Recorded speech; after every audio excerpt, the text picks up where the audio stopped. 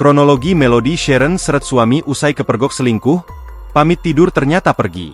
Polres Metro Jakarta Timur mengungkap kronologi penganiayaan yang dilakukan seorang wanita bernama Melody Sharon terhadap suaminya AG di Cipayung, Jakarta Timur, Jumat, 8 November 2024. Kapolres Metro Jakarta Timur, Kombes Nicholas Ari Lilipali mengatakan, insiden itu bermula ketika Melody terpergok selingkuh oleh sang suami.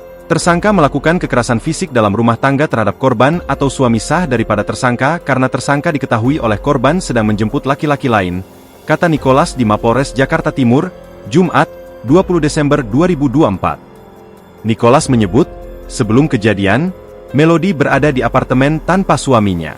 Ia melakukan panggilan video dengan sang suami dan berpamitan hendak tidur. Namun, AG yang merasa curiga lalu mengecek lokasi ponsel istrinya. Ternyata, lokasi ponsel menunjukkan Melody tak lagi di apartemen, melainkan menuju sebuah tempat di Cipayung, Jakarta Timur. Korban merasa curiga. Selanjutnya mengecek posisi handphone tersangka, ternyata bergerak menuju wilayah Jakarta Timur.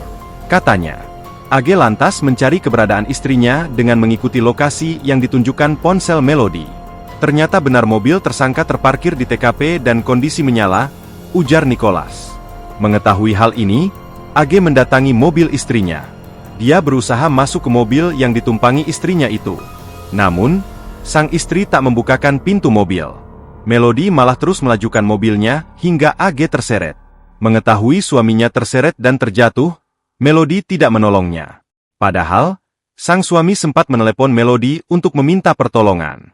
Atas perbuatannya, Melody terancam dijerat pasal 44 ayat 2 UU RI nomor 23 tahun 2004 tentang penghapusan kekerasan dalam rumah tangga dengan ancaman hukuman 10 tahun penjara.